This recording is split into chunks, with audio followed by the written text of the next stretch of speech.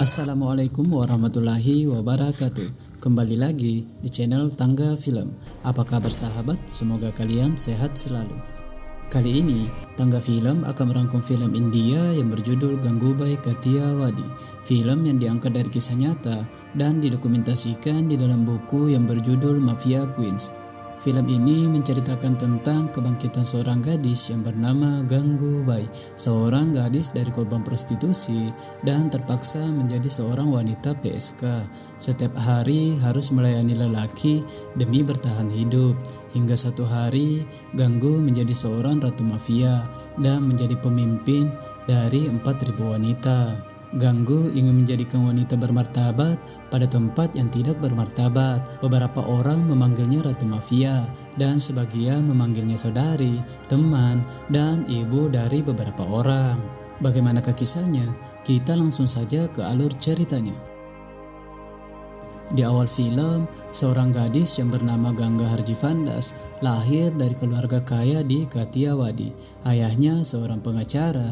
Ganga bercita-cita menjadi seorang aktris Bollywood, namun cita-citanya itu tidak direstui oleh orang tuanya. Suatu hari kekasihnya yang bernama Ramnik mengajaknya secara diam-diam berangkat ke Mumbai untuk diperkenalkan ke bibinya dan berjanji akan menjadikan Ganga seorang aktris Bollywood. Setibanya di Mumbai, Ramnik dan Ganga berangkat ke sebuah kota yang bernama Kamatipura. Ganggu terkejut karena Ramnik tidak membawanya ke bibinya untuk dijadikan aktris Bollywood, tetapi Ramnik menjual Ganga ke bibi Sheila seharga 1.000 rupiah untuk dijadikan PSK di sebuah rumah bordir. Lalu Ganga dikurung di sebuah kamar, disiksa dan dipaksa harus melayani pelanggannya. Karena tak ada pilihan lain, terpaksa Ganga mengikuti kemauan bibi Sheila yang kejam dan terpaksa menjadi seorang wanita PSK. Dari hasil pelanggan pertamanya, Ganggu membakar selembar uang sebagai simbol untuk mengkremasi nama Ganga yang suci menjadi Ganggu dan bertekad memimpin kota Kamatipura suatu saat nanti. Setelah 1 tahun berlalu, Ganggu sudah memiliki banyak teman dan Ganggu sudah berani membantah perintah bibi Sheila demi mengajak teman-temannya untuk liburan dan menonton bioskop. Tak terima dibantah oleh Ganggu, bibi Sheila tidak tinggal diam. Malam harinya, bibi Sheila memberikan pelajaran kepada Ganggu. Bibi Sheila sebagai mucikari menerima klien laki-laki yang kejam dan meminta Ganggu untuk melayaninya. Beberapa menit kemudian, Ganggu mengalami penyiksaan, sedangkan bibi Sheila tidak memperdulikan tindak kekerasan tersebut. Atas kejadian itu, Ganggu babak belur dan masuk rumah sakit. Mukanya hancur dan luka-luka bagian perut. Dan ketika bibi Sheila menjenguknya, dia hanya berpura-pura sedih. Dan bukan hanya itu, karena dia seorang PSK, perawatannya berada di gudang rumah sakit yang kotor. Ganggu menyadari bahwa kejadian ini disengaja oleh bibi Sheila. Teman-teman Ganggu kemudian mencari tahu latar belakang orang yang telah menyiksanya dan diketahui laki-laki tersebut bernama Shaukat Abbas alias Patan, anak buah dari Rahim Lala. Rahim Lala adalah seorang raja mafia yang tegas, bahkan seorang polisi juga takut pada Rahim Lala. Setelah sedikit membaik, Ganggu menemui Rahim Lala dan menuntut keadilan atas apa yang telah dilakukan anak buahnya. Ganggu kemudian menceritakan kejadiannya dan memperlihatkan luka dan bekas luka di jahitan tubuhnya. Rahim Lala sangat terkejut melihatnya. Ia berjanji untuk melindungi Ganggu dan akan mengurus Patan yang telah berbuat kejam kepadanya, serta Ganggu diangkat menjadi saudarinya. Rahim Lala kemudian mengiring anak buahnya untuk mencari Patan dan melaporkan jika Patan datang kembali menemui Ganggu. Beberapa hari kemudian, Patan benar-benar datang kembali ke rumah bordir Ganggu. Mengetahui hal itu, Rahim Lala datang tepat waktu lalu menyeret dan menghajar Patan hingga tewas.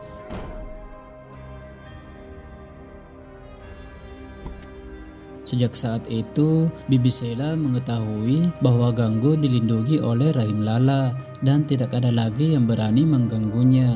Hingga suatu hari bibi Sheila jatuh sakit dan meninggal dunia. Lalu para wanita di rumah bordir ingin menjadikan Ganggu sebagai nyonya baru. Awalnya Ganggu menolak, tetapi para wanita di sana sangat memohon karena menurutnya hanya Ganggulah yang paling peduli pada kesejahteraan dan nasib mereka di Kamatipura.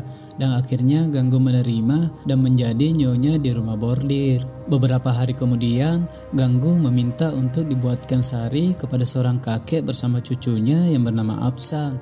Saat melakukan pengukuran, Apsan merasa gugup. Dari awal bertemu, sepertinya benih-benih cinta tumbuh di antara mereka berdua. Semakin hari, mereka semakin dekat, sampai akhirnya keduanya mengungkapkan perasaan mereka dan mereka menjadi sepasang kekasih. Hari-hari mereka jalani dengan bahagia. Suatu hari, ketika pemilihan Kamatipura sudah dekat, Ganggu berencana untuk mencalonkan diri sebagai pemimpin Kamatipura dan akan melawan pemimpin saat ini yang bernama Razia. Razia adalah pemimpin Kamatipura selama 2 periode dan mempunyai kekuasaan serta pengaruh besar di Kamatipura. Ganggu kemudian menemui Rahim Lala untuk meminta bantuan karena Ganggu membutuhkan uang yang banyak. Rahim Lala ingin memberinya uang, tetapi Ganggu menolak uang tersebut. Ganggu hanya ingin bekerja sama dalam bisnis miras dan menjualnya ke klien di rumah bordirnya, sekaligus membantu keuangan para PSK di sana. Awalnya Rahim Lala menolak karena tidak ingin Ganggu ikut terlibat dalam bisnis ilegalnya. Namun Ganggu meyakinkannya dengan mengatakan bahwa dia harus memenangkan pemilihan ini agar bisa memperjuangkan hak-hak para PSK yang jumlahnya mencapai 4.000 orang dan mencoba mengubah nasib mereka menjadi lebih baik. Mendengar keseriusannya itu, Rahim Lala setuju untuk bekerja sama dan 20% keuntungan menjadi milik Ganggu. Bahkan Ganggu juga diberi hadiah sebuah mobil untuk awal bisnis dan Ganggu diberi gelar sebagai Ratu Mafia. Scene kemudian berpindah di mana ada seorang gadis yang berusia 16 tahun yang bernama Madu yang dipaksa menjadi seorang PSK. Madu menolak dan terus memberontak dan tidak ingin lagi makan selama beberapa hari. Pemilik rumah bordir yang bernama Rasmi meminta bantuan Ganggu untuk menemui Madu. Madu yang dibelenggu rantai seperti seekor binatang. Ganggu kemudian memberikan segelas air dan menanyakan asal-usulnya. Diketahui Madu dijual oleh suaminya sendiri dan dipaksa menjadi seorang PSK. Namun Madu lebih memilih mati daripada harus menjadi seorang PSK. Melihat tekad Madu yang kuat untuk menolak menjadi PSK, Ganggu membebaskan Madu dari rumah bordir dan membawanya kembali ke kampung halamannya. Kabar pembebasan Madu kemudian tersebar di Kamatipura dan membuat popularitas Ganggu meningkat di Kamatipura, dan ini merupakan awal yang baik menuju pemilihan pemimpin Kamatipura. Malam harinya, anak buah Razia mendatangi Ganggu dan mengancamnya serta meminta Ganggu untuk menemui Razia, tetapi Ganggu justru memukuli dan mengusirnya. Keesokan harinya, rumah bordir Ganggu digerebek oleh polisi karena mendapat laporan tentang penjualan miras. Aksi itu kemudian terhenti setelah polisi menerima uang suap. Sebelum pergi, seorang polisi menjelaskan bahwa mereka dibayar oleh Razia untuk menggeledahnya. Tetapi Ganggu hanya berkata, sejak kapan seorang polisi menjadi tukang pos pengantar pesan? Lanjut ke scene ketika Ganggu sedang makan. Dia didatangi oleh Razia dan dengan nada yang kasar, Razia mengancam Ganggu dan menyuruhnya untuk segera mundur dari pemilihan pemimpin Kamatipura karena menurutnya dialah yang paling berkuasa di Kamatipura dan Ganggu tidak akan mungkin menang. Namun Ganggu justru semakin semangat. Bahkan Ganggu mempunyai sebuah ide.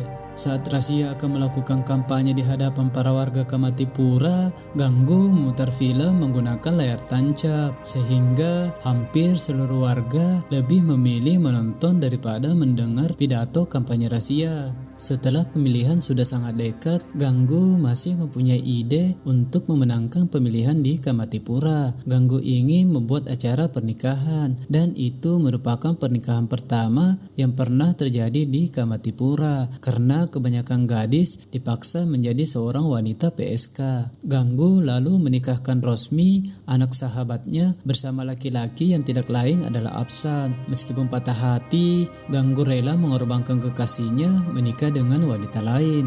Awalnya Apsan menolak untuk menikah dengan Rosmi, tetapi Ganggu menjelaskan bahwa selain urusan politik, Ganggu menyadari bahwa ia seorang wanita PSK dan tidak akan mendapat restu dari keluarga Apsan. Apsan lalu mengalah dan menerima pernikahan itu. Berita pernikahan kemudian tersebar dan Ganggu mendapat banyak pujian dan dukungan di Kamatipura. Sampai akhirnya Ganggu berhasil memenangkan pemilihan dan menjadi pemimpin yang baru di Kamatipura. Di pidato pertamanya, Ganggu menyampaikan terima kasihnya dan menyampaikan untuk terus hidup bermartabat serta jangan takut pada siapapun. Setelah itu, Ganggu kembali ke rumah bordirnya. Di sana, Ganggu merindukan orang tuanya dan memberanikan diri menelpon orang tuanya untuk pertama kalinya sejak 12 tahun lamanya. Dari percakapan itu diketahui bahwa ayahnya telah meninggal dan ibunya juga tidak ingin lagi berbicara dengan Ganggu karena Ganggu telah menghilang begitu lama tanpa kabar. Kemudian telepon terputus dan Ganggu pun hanya bisa menangis. Beberapa hari kemudian Ganggu bertemu dengan Rahim Lala bersama 2 orang pemerintahan. 2 orang tersebut berencana akan mengosongkan Kamatipura karena menurutnya rumah bordir yang berdekatan dengan sekolah memiliki pengaruh buruk terhadap siswa. Ganggu hanya tersenyum karena Ganggu sadar mereka hanya ingin menjadikan sekolah sebagai alasan. Tujuan sebenarnya hanya untuk membuat proyek pembangunan gedung. Lalu kedua orang itu mencoba untuk menyuap Ganggu dan Rahim Lala dan hal itu membuat Rahim Lala sangat marah. Atas kejadian itu, Ganggu mendapat masalah dan kemungkinan 2 hari ke depan pemerintah akan mengirim peringatan. Rahim Lala akan mengurus soal orang-orang yang akan membangun, sedangkan Ganggu harus menghadapi pihak sekolah yang kemungkinan akan menyeretnya ke pengadilan. Dan demi 4.000 wanita, Ganggu harus berjuang untuk memenangkan pertempuran ini. Kemudian Ganggu mendatangi pihak sekolah bersama para anak-anak. Ganggu mendaftarkan mereka untuk bersekolah. Awalnya anak-anak itu tidak diterima oleh pihak sekolah karena mereka anak dari seorang PSK yang tidak diketahui siapa ayahnya. Tetapi Ganggu menekankan bahwa mereka juga punya hak dan kesempatan untuk meraih masa depan yang cerah. Kepala sekolah hanya bisa terdiam dan menerima mereka semua masuk sekolah. Saat pendaftaran, mereka bertemu dengan seorang jurnalis yang bernama Tuan Fesi. Ganggu lalu mengajaknya untuk bertemu di rumah bordir dan keesokan harinya Tuan Fesi mendatangi rumah bordir tersebut. Tuan Fesi melakukan wawancara kepada Ganggu. Tiba-tiba para anak-anak pulang dari sekolah lebih cepat. Ternyata anak-anak mereka dibully, dipukul, dan diusir dari sekolah hanya karena mereka anak dari seorang wanita PSK. Tuan Fesi lalu mengambil foto Ganggu bersama anak-anak. Di pertemuan berikutnya, Fesi memperlihatkan foto Ganggu bersama anak-anak yang menjadi sampul sebuah majalah dan menjadi berita utama. Hal itu menjadikan Ganggu semakin populer. Dan Tuan Fesi berkata, sudah waktunya dunia tahu penderitaan mereka. Ganggu kemudian direkomendasikan namanya ke panitia pada pertemuan di Azad Maidan untuk menyampaikan hak-haknya dan membawa topik pendidikan para anak-anak dari seorang PSK. Hingga tibalah saatnya pertemuan tersebut. Saat di pertemuan, Ganggu diberi kesempatan untuk menyampaikan pidatonya. Awalnya, Ganggu menggunakan teks untuk berpidato. Karena merasa gugup, Ganggu kemudian berbicara sesuai isi hatinya. Ganggu kemudian mengatakan, orang-orang selalu mendiskriminasi wanita PSK dan memandang profesi PSK sebagai pekerjaan yang hina dan menjijikan. Padahal suami mereka, anak laki-laki mereka, bahkan paman mereka mendatangi para PSK dan menidurinya. Orang-orang selalu mengucilkan PSK, bahkan hak-haknya dicabut, serta selalu dipandang sebelah mata. Menganggap PSK tidak berharga, PSK adalah sampah masyarakat. Padahal PSK sendiri tidak pernah mengucilkan mereka, tidak mendiskriminasi mereka.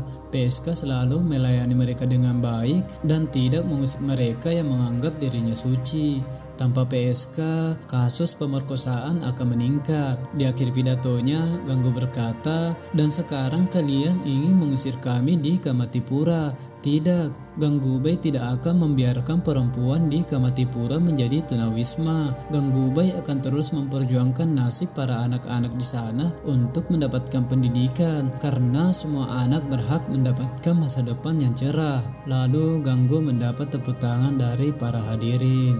Setelah pidato tersebut tersebar, seorang politisi bernama Tuan Patil menemui Ganggu untuk meminta dukungan memenangkan pemilihan.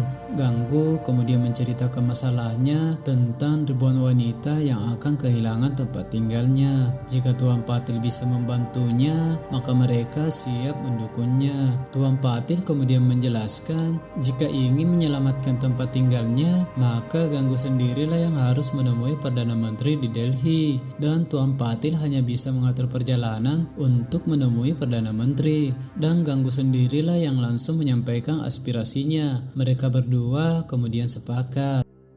Saat bertemu Perdana Menteri memberikan pujian kepada Ganggu atas apa yang dilakukan Ganggu sebagai orang yang tertindas. Berani berjuang melawan ketidakadilan adalah sebuah kemuliaan. Ganggu sangat berterima kasih atas pujian itu. Kemudian Ganggu menyampaikan permintaannya agar prostitusi dilegalkan. Menurutnya, selama ada masyarakat, maka prostitusi juga ada. Beberapa gadis diperjualbelikan. Seharusnya penjual dan mucikarilah yang harus mendapat hukuman. Namun, pada kenyataannya, para gadis yang tidak bersalah lah yang harus terhukum.